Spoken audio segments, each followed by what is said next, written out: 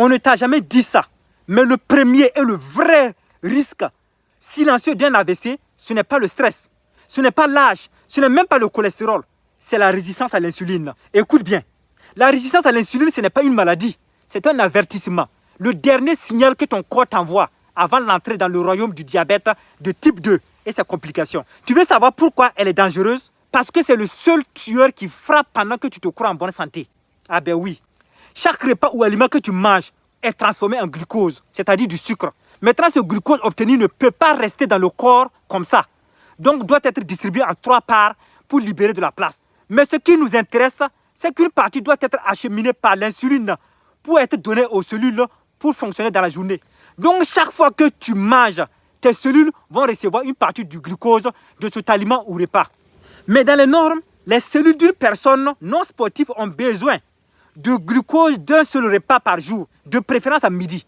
Et les cellules d'une personne active peuvent tolérer la réception de 2 glucoses maximum par jour, issus d'un bon repas, je parle. Voilà. Maintenant, imagine que tu manges 3 à 4 repas par jour, et c'était même plus. En fonction du type de personne, c'est-à-dire actif ou moins actif, si les cellules reçoivent leur dose et qu'ils sont rassasiés, refuseront les autres glucoses apportées par l'insuline. Et si l'insuline insiste, alors les cellules entrent en mode combat avec l'insuline. Et c'est le début de cette résistance par les cellules pour se protéger.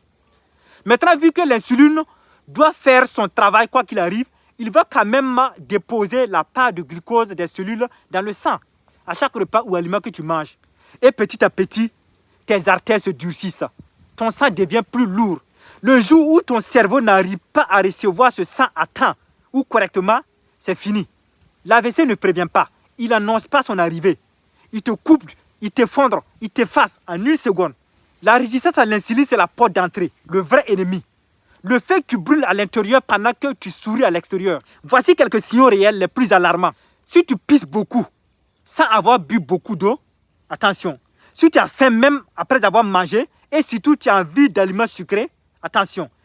Si tu ressens des vertiges et migraines constantes, attention. Tu es déjà en train de glisser. Et si tu ignores ça, ce n'est pas ton médecin qui va payer le prix. C'est toi, ton corps, ton avenir. La vérité est simple. Soit tu contrôles ton insuline, soit elle te détruit. La solution aussi est simple. Accorde à ton système digestif assez de temps de repos après chaque repas.